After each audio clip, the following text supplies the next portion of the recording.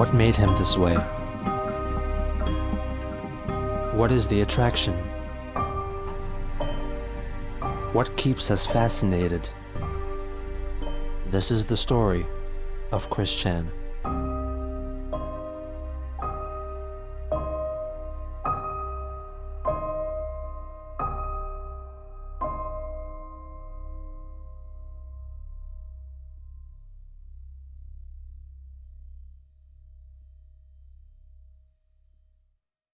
On the 4th of July, 2010, a person living in Charlottesville who knew of Christian went to McIntyre Park to observe the Independence Day celebratory firework display. He happened to see Chris there as well and watched him closely. According to the witness, Chris did not wear anything distinct, nor was he wearing his Sonichu medallion. Occasionally, he would take out his Nintendo DSi and presumably get a better look at people around him through the DSi's built-in camera and a fixed zoom lens. He was then seen carrying out a task reminiscent of his Red String of Fate ploy. The witness noted his observations. "I saw him scribble on something, wrap it around what I think he picked up was a rock, and threw it at this woman. I don't think it hit her, but she seemed startled. She picked up whatever he threw, opened up the paper he had written on, looked at him, and shook her head. She then turned and went on her way." 2 days later, Christian resumed emailing Jackie, exposing his true emotions. "I'm doing okay.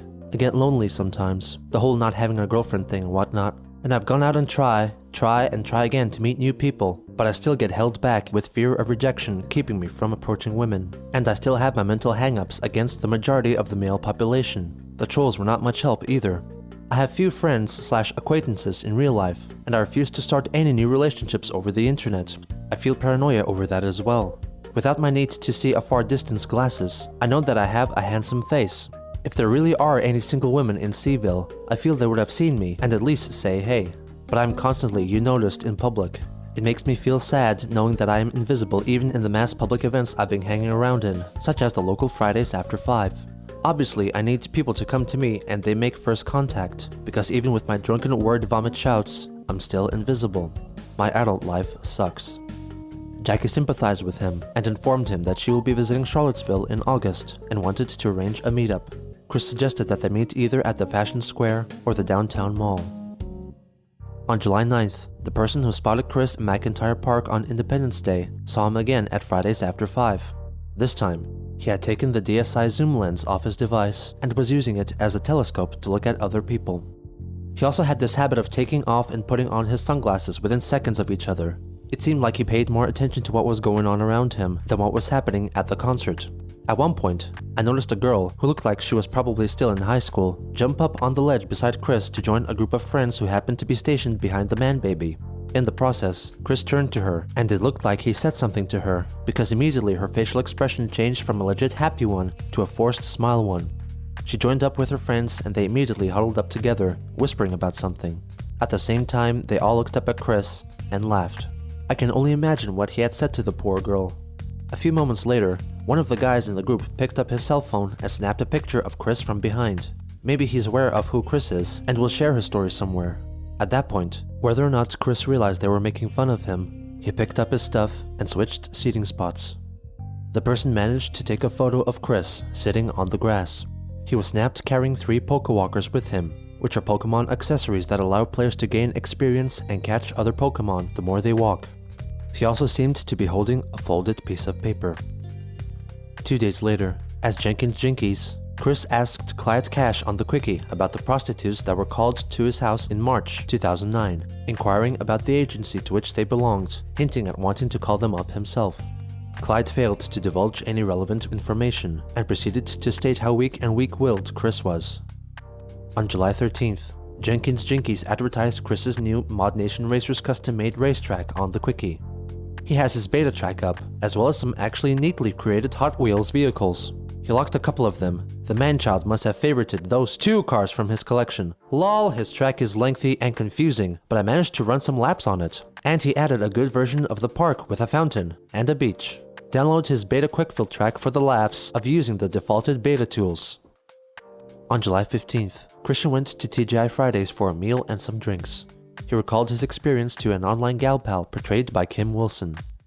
"I went out to Fridays for a drink Thursday evening, made 2 new friends, a 22-year-old pretty woman who's going through a divorce currently, Lucky, and her best male friend.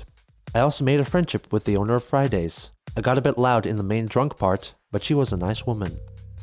The next day, Chris once again attended Fridays after 5.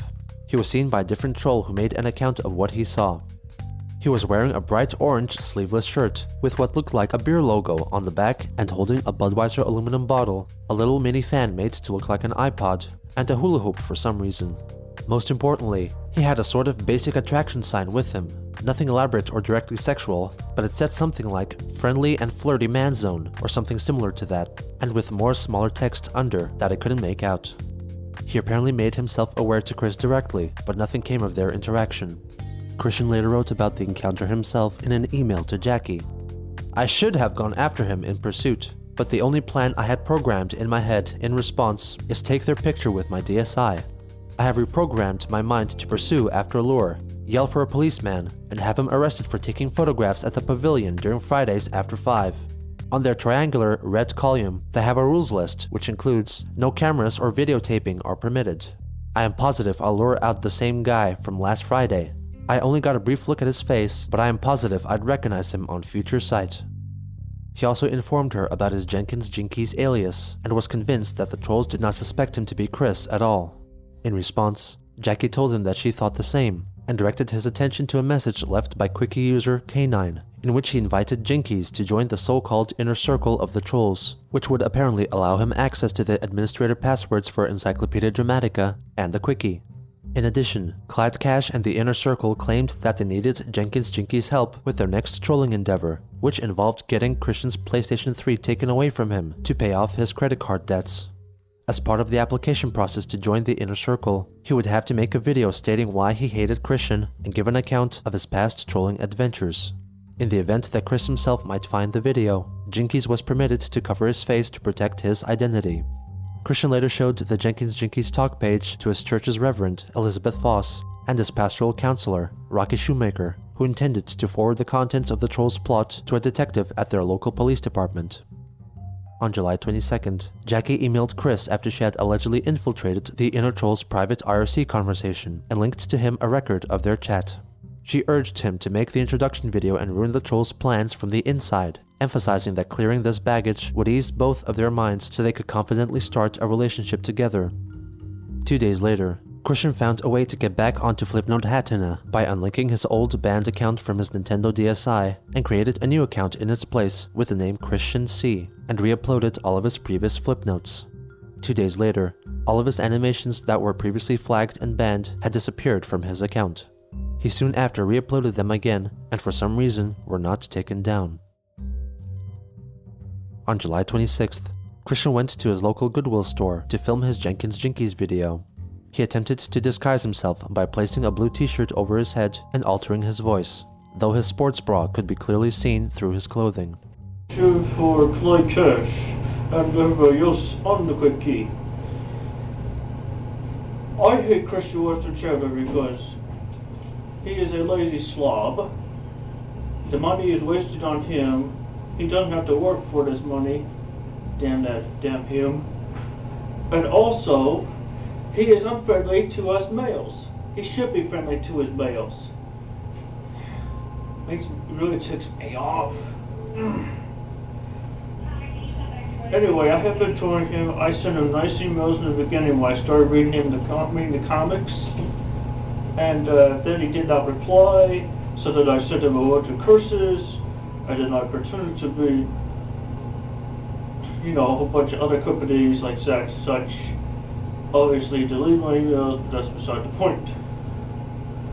Anyway, I pledge my allegiance to Goldcash and everybody else in the Quickie. I'll get the information on Christian Weston Chandler.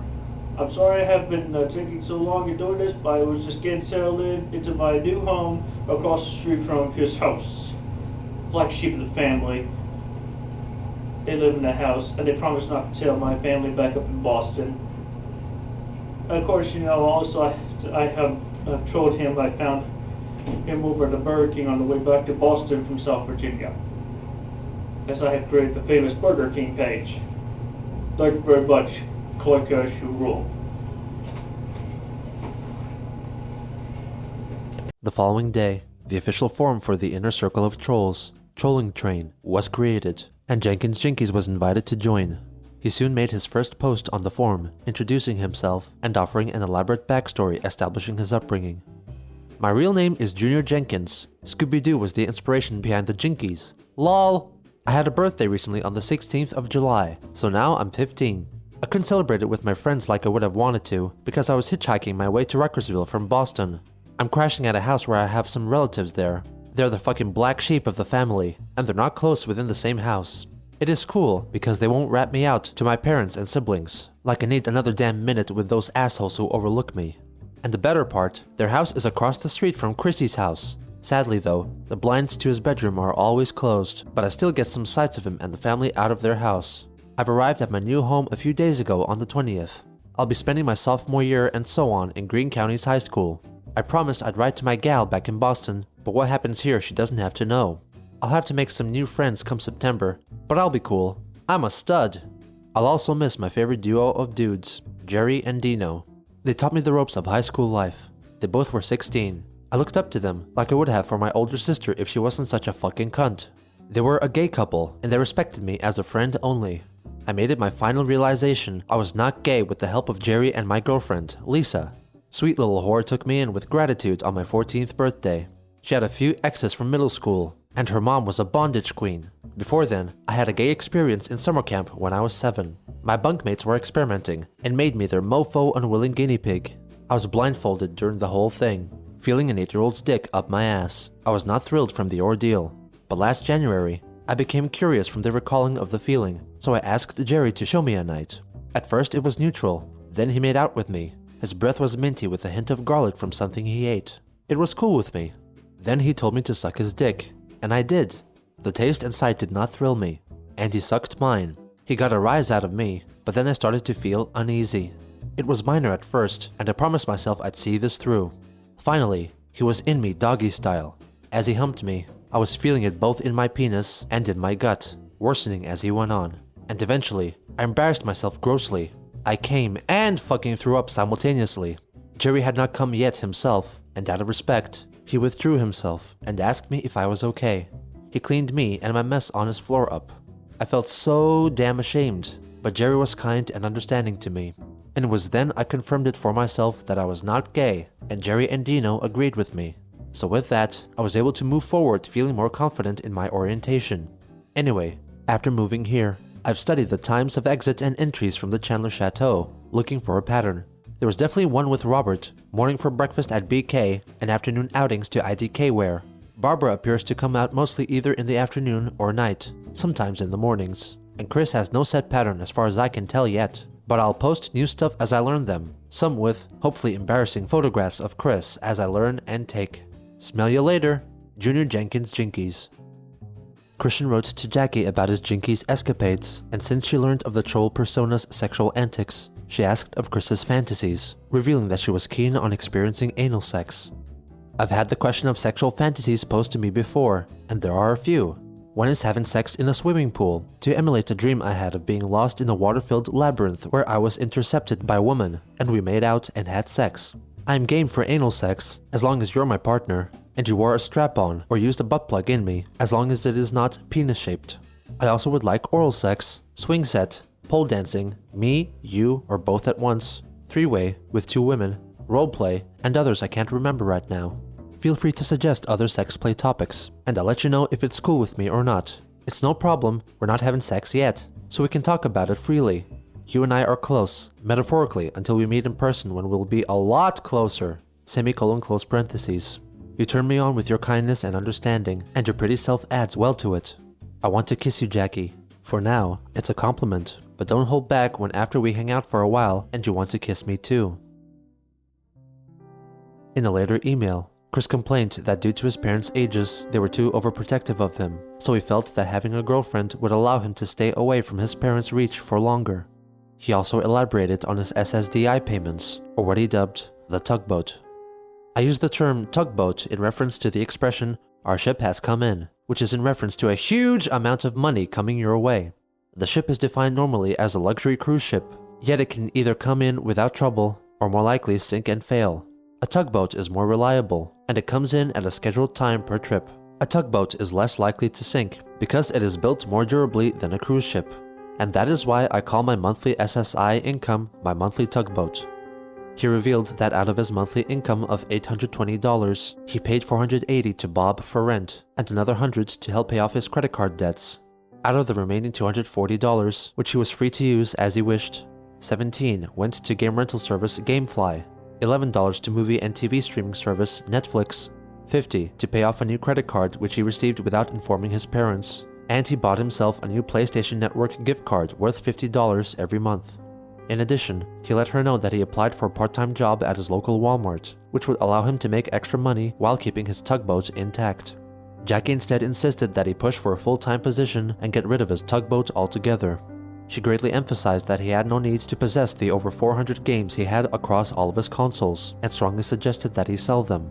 He was shocked at her harsh tone, but appreciated how concerned she was about his living situation.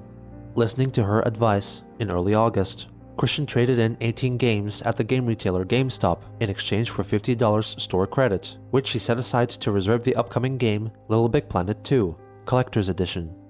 Upon hearing this, Jackie was understandably upset with him, since he failed to understand that the reason for cashing in his games was an attempt to kick his gaming addiction. Chris stated that he intended to sell more games for cash later on. On August 3rd, Trolls attempted to drain his savings account. The payment was rejected, but nevertheless, Chris had to pay $35 as a return fee. He then found the courage to inform his parents about his secret credit card. "I have informed my mother about the credit card first. She is more calm than Dad is. I've asked her to relay the news to him. I feel if I do it myself right off, he'll not only get super angry and raise his voice to loud shouts, but it would just put me into a state where I may as well be lying cowardly on the floor in the fetal position. This way, he gets his anger out into the air only. Mom would leave the room during the time, and he'll have time to recover and calm down before confronting me about it, not as loudly. My father is currently monitoring my bank account. He asks for a bi-daily printout of the current online statement information and any pending transactions. Your suggestions of having him lock up my console for a week and such have been noted into my memory. I'm not saying it is a bad idea, I'm just not comfortable with it." Bob took extra measures to manage Christian's spending habits, which Chris mistook for a scheme to outsmart the trolls. Christian then pawned off another 36 games for a return of $42, of which 10 he deposited into his bank, and the rest he kept for himself, outside of Bob's sphere of influence. Jackie then encouraged Chris to draw them having sex together in a very specific scenario. "You know you described your fantasy about having sex in the pool in the guy's locker room? I'd love to make it a reality. Can you show me a preview by drawing us together in a pool? We would just be tearing at each other, but then we get caught. A bunch of guys come in surrounding the pool and just stare at us, but we're so enamored with each other, making such passionate love, that we just don't care and we keep going, and then all the guys get turned on by watching us and they start jacking themselves off into the pool. Circle jerking is such a huge fantasy of mine. Do you think you could draw something like that for me? Oh Chris, I'm so hot right now. I feel like I could squirt. I look forward to hearing from you." Chris showed great hesitation to complete the drawing, mostly due to the request of having to include masturbating men. On August 10th, Alec Benson Leary called the Chandler household, posing as fictitious GamePlace employee Matthew Nobles. Hello, is this Robert Chandler? Yes. Hi, my name is Matthew Nobles. I think you just tried to call me back. I left you a message. Yes. What's your problem? Well, actually, I wanted to talk to you about something. I'm an employee at the Game Place. I apologize for calling you so long after the incident occurred, but given your son's continued harassment of our store, I felt we needed to speak to you. The Game Place now? This place downtown, by the Omni? Correct. Okay. What's the problem? Well, I'm sure you're aware of the little incident your son, Christian, had when he came to our store early in June. I didn't know he'd when been he in attempted your to store early in June. Oh, you were unaware? I knew that he had a lot of problems with you people several years ago.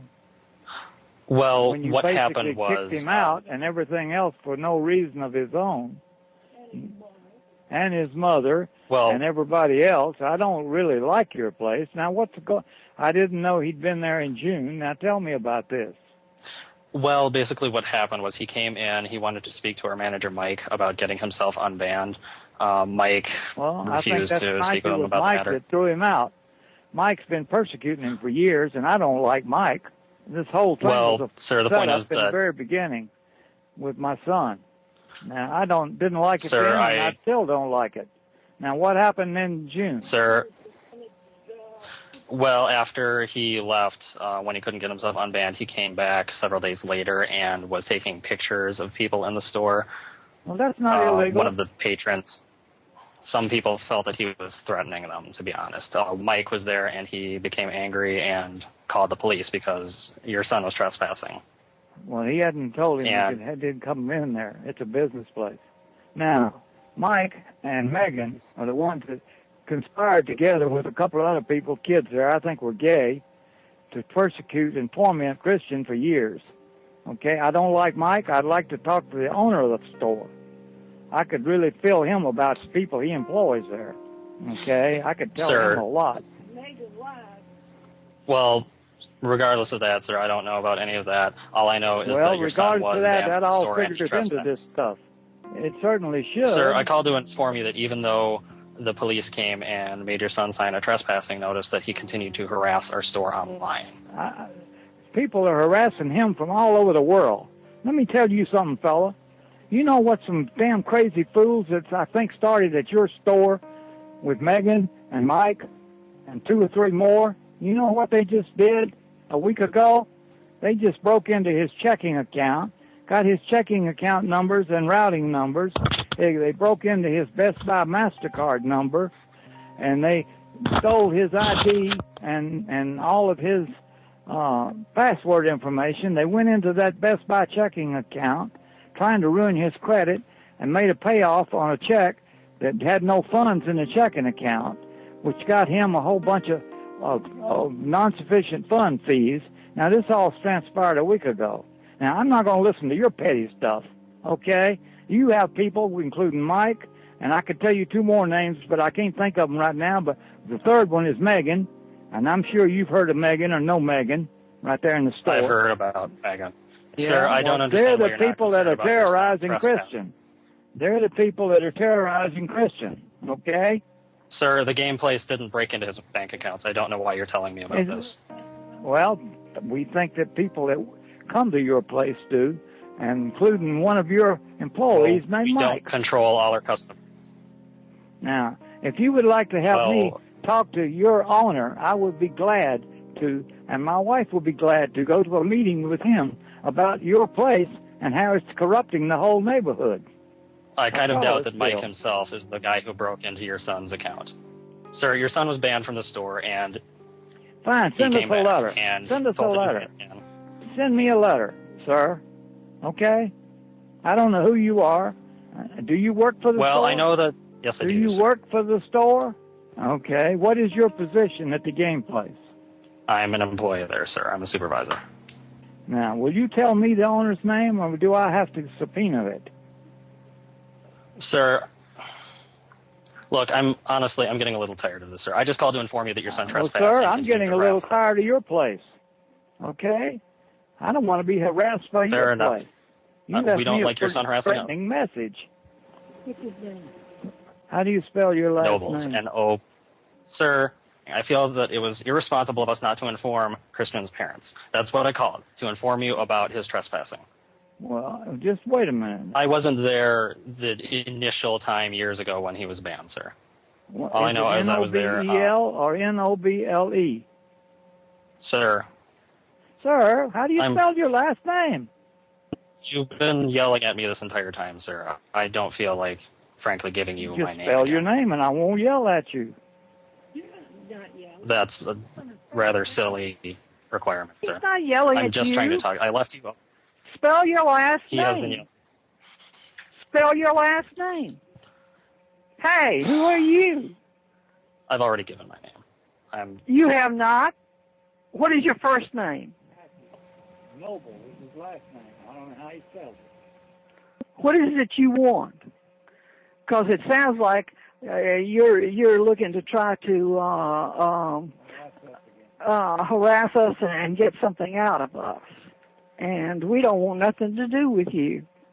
What's the gameplay? Because you, I don't know whether you work at the game place or not. I can't see you. I'm not down there. And you're... 3 days later, a brief article about Christian Chandler was written on Wikipedia.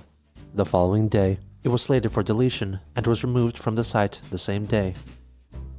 On August 20th, Chris sent Jackie his drawing of the two of them having sex in a swimming pool, with no sign of him showing intention of drawing her fantasy consisting of men masturbating to the pair. He also introduced to her his intentions of forcing into fruition a 10-year reunion of his high school class. I'm going to really push for my Manchester High School class of 2000 reunion today and this week. I'm going to get in contact with the principal, same dude, thank God, and insist on getting the person who put together the senior prom to put the promised reunion together. I know it was promised, because at the end of the slideshow they had at the prom, it had a huge message stating, "See you at the reunion in 10 years. I'm no longer going to take the insubordination and belaboring to no promise keeping sitting down anymore." Jackie encouraged him to organize the reunion himself, since he had a lot of free time. Chris declined the offer for he had no experience in dealing with such things, and was not confident in his leadership abilities. Jackie then suggested that he film a video bringing attention to the reunion and asking for help, with a first draft solely meant for her so that she could critique it and instruct him how to make a better video meant for public viewing. On August 22nd, encouraged by Bob, Christian returned to the trolling train forum as Jenkins Jinkies, giving a falsified account of a recent trolling. I made a call to their house and pretended to be a fan of Sonichu. Bob was bored, I guess, and he talked to me. After mentioning the trolls, Bob said to me, "Sissies that hide behind screen names and the internet are the biggest bunch of cowards and the scum of the earth. They are afraid to come out one-on-one, face-to-face. They would hide behind their mother's skirts." Then he directed to one of our own he found out somehow. "Females are the worst, such as Miranda Enjoy the Big Pickle Cosgrove. That surprised me greatly, but in defense for you, Miranda, Bob would be of no match against you."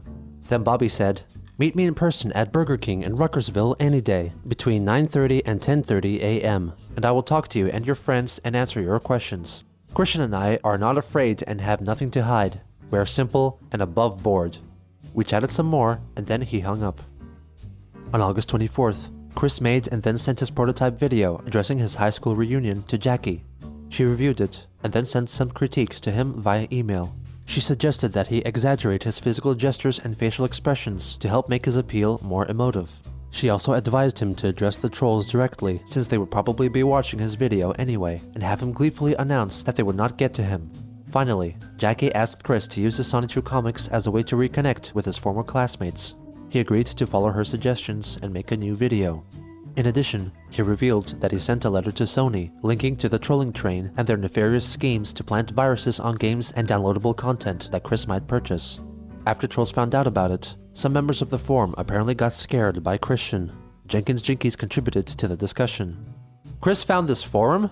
I agree with you, Miranda. What if Chris doesn't download our virus at all? He's reading our plans. He may just boycott downloading anything new from Mod Nation or Little Fuck Planet. And even if Sony doesn't read what he wrote, they are aware of our shit as well. I tell ya, he ain't hiding. He's snitching on us for the fucking good of every lazy fuck on the PSN. Antiviruses can be put into any next update now. Plus, Chris may come out of hiding and make a video to put the close on our fucking repeated death rumor. And I've noticed something else. With my laptop, I managed to use a bit of his Wi-Fi. It goes all around his yard. It disappears nightly and sometimes daily. He's unplugging his internet, keeping us out. I have to hand it to him. He makes it frustrating to troll him. It's like we have to pay airfare or hitchhike dangerously and do it old-fashioned with accordion cameras and shit like that." Christian then read about a plot in which trolls plan to dig his dog Patty out of her grave in the Chandler's backyard. Jinkies then chimed in, quelling their trollsome cravings. "I personally took a closer look at Patty's grave. It is harder to break into than Fort fucking Knox. The body is buried deep underground with cement blocks covering the site, and her heavy doghouse is on top of those cement blocks. I wouldn't be surprised if they cemented her grave as well. Also, the site is heavily surrounded by trees and heavy branches. It's like deepest in the mineshaft with cave-ins happening all the time."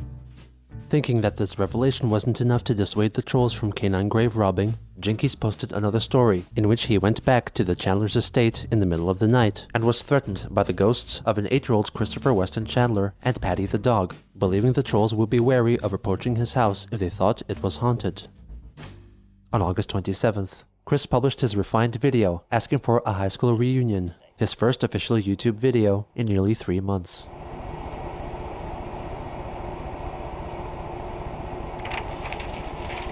Hello. I am well known on the internet, sadly. I'm Christian Weston Chandler of Rocketsville, Virginia. I was a Manchester High School student, graduated class of 2000. And I am looking into having the reunion, or putting it together, because I have not heard from anyone about it, not even from the principal of Manchester High.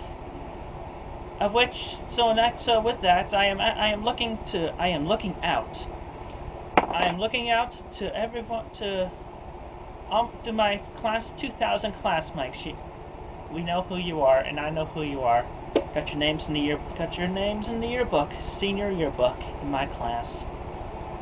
I have been looking forward to this reunion since the senior prom, where at the end of that slideshow it said, "See you in 10 years for a reunion." Reunion hasn't happened yet, and it has to happen. It was basically promised, not only to me, but to everybody who was at that prom. So this reunion has to happen, and I'm going to start it by reaching out to my classmates. And also, it would be helpful if I can also get in contact with those that have put together the senior prom back in 2000. He then asks for his former classmates and organizers of the prom to contact him personally and recites his home address and phone number. False identities will be discarded, so be sure you leave your message. Telling us your name, where you are right now, and your contact information. Basically your phone number. I will not accept email contacts, because of basis of the trolls, of which that brings up my other topic that I would like to address as well. Cyberbullying and trolling, it's all not cool, because you're just basically mocking and terrorizing innocent people. It's not good. It's not cool. Not cool. You don't want to be a bully like those who have picked on you in any school, regardless of whether it was pre, kindergarten, middle, elementary, high, whatever. We've all had our bullies in real life. Don't be a bully yourself. I urge you to not cyberbully or troll anyone. And also, if you suspect anybody, any close friends, any neighbors, anybody within your working facilities, even at such companies like Sony Computer Entertainment America or Nintendo of America, there may be a troll trolling somebody like me within the office. I urge you to do the checks and report them, fire their asses. With your help, we can put a bust on trolling and cyberbullying. It's not good to leave it the way it is. We need to take these criminals down for what they are doing. God will smite them. He knows it. He knows you're doing it, you damn trolls. And I know. I'm laughing at you right now. Oh, hey, here's a fun little joke. So I walk into a Burger King, and I says to the female long-haired employee with the pink shirt, "Am I fat?" "No." "Chris is fat."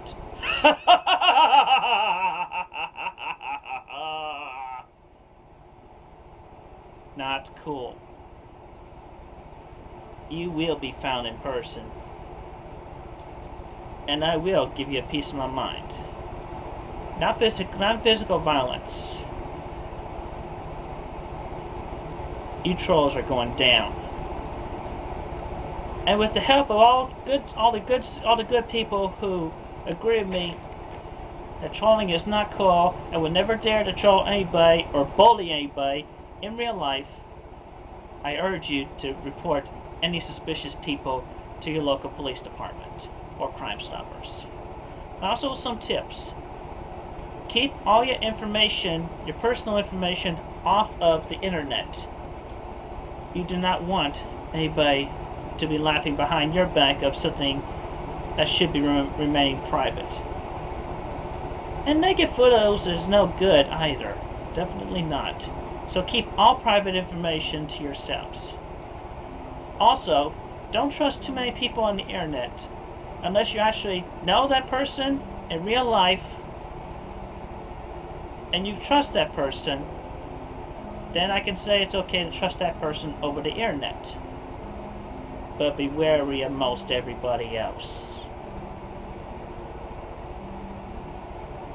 We're the Troll Busters, and together we will work worldwide to put a stop to trolling and cyberbullying. Yeah.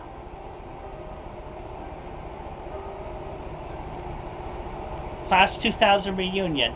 It has to happen, and I need the help of my classmates and the people who put together senior prom. Call me, snail mail me, get in contact with me. Have a good day. Be safe. With Chris's return to YouTube, he felt that he had the upper hand to the trolls, but was in fact unknowingly following their instructions, acting just as they had expected. However, Christian was about to enact a scheme that he believed would surely get the best of his foes, once and for all.